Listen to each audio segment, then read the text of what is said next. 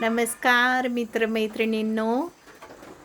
हे बघा, मी आता मेहकरला आलेली आहे, जे की माझं माहेर आहे.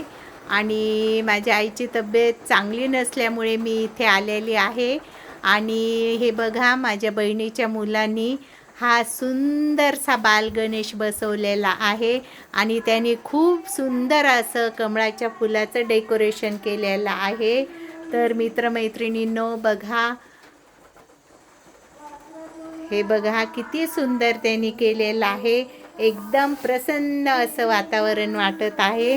हे बघा, सुंदर महादेवाची ही पिंड वगैरे आहे. आणि हे खूपच छान त्यांनी डेकोरेशन केलेलं आहे. तर मित्रमैत्रिणींनो, हे बघा बालगणेश तुम्हाला कसा वाटला नक्की लाईक करा आणि शेअर करा.